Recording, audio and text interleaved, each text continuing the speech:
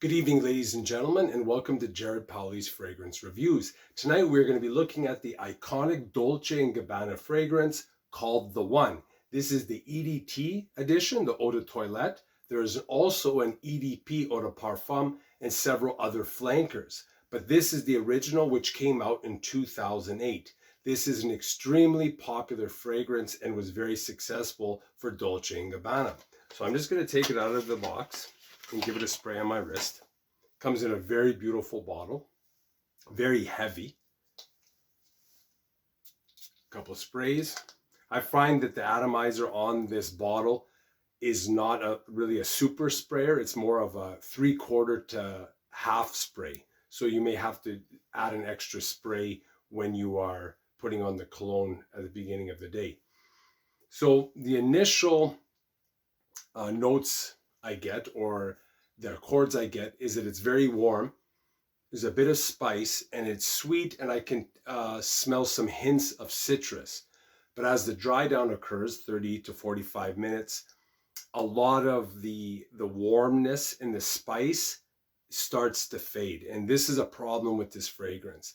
The longevity is not great and you have to frequently reapply. So about 2 to 3 hours is the only length of time you can really expect any performance. But again, when the fragrance dries down, it is still warm. It is moderately sweet, but it is very pleasant, attractive, and seductive. And when you have a fragrance like this that smells this way and is so mass appealing, I believe it's because it's perfectly blended.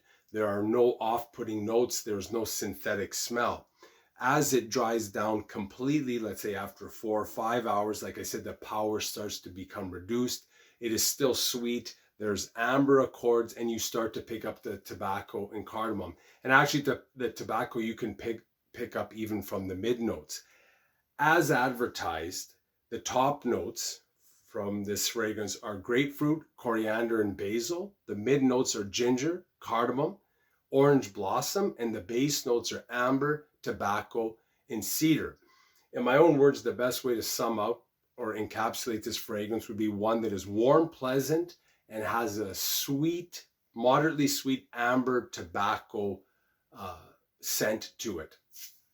In terms of versatility, when you would wear it, I pretty much think this could be worn fall, spring, like later spring and winter. It can be worn to the office, on dates. It's incredibly versatile to the point where I think it can be a person's a signature scent. This scent is very sexy. It's a sensational fragrance that I would say 9 out of every 10 people will like. I do believe as the years have passed by, it is not as powerful as the early bottles, but that's hard to tell. A lot of the fragrances do get slightly reformulated or watered down for whatever reason. The performance, like I said, is average. And this is what prevents this from being one of the greatest fragrances in the last 20, 25 years, is that 2 or 3 hours is all you really can expect from the performance. If you spray it on your clothes, it will allow it to last a little bit longer, and the smell is very consistent from the skin spray is very consistent on your clothes. You will need to reapply it possibly 2 or 3 times to get through an 8 to 10 hour day. The scent bubble is very moderate. It's very close to the skin. People have to get very close to you in order to smell it, and the scent trail or the sillage is very moderate. Women do love this fragrance. It's excellent for dates, closer intimate encounters. It has incredible versatility, and you will get a lot of compliments. And the thing is with this fragrance is people have to realize that a lot of the fragrances that are close to the skin, it doesn't mean that they don't smell good. It's just people have to get close to you to smell it. And ones that have great scent bubbles or sillage, you may get more compliments, but they're not necessarily a better fragrance. And the only other point I want to talk about today with fragrances in general, there are the ingredients in a fragrance, but once they become blended together, you get what I would call accords. This is the way I was taught to differentiate the two. An accord would be like warm, spicy, sweet, but an actual ingredient would be grapefruit, coriander, or basil. So those are two separate things. It's kind of when a chef adds the ingredients and blends them all together, then you get the accord, but you may not necessarily be able to pick up the ingredients.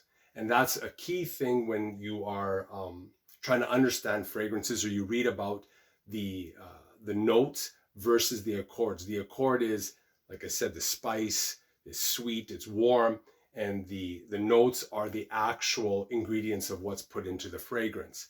So if you like this review, hit the like button, the subscribe button, and the notification bell. Again, this is a fantastic fragrance. It is worth buying.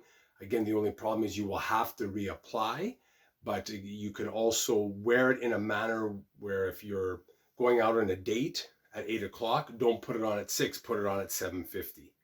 And that's how you will have to do it. Or you could even use a little spray ball. You can put some in, reapply in the washroom if need be. There's all kinds of ways around it, but it's definitely worth exploring and buying. And I consider it a very great fragrance. Thanks for watching. Bye for now.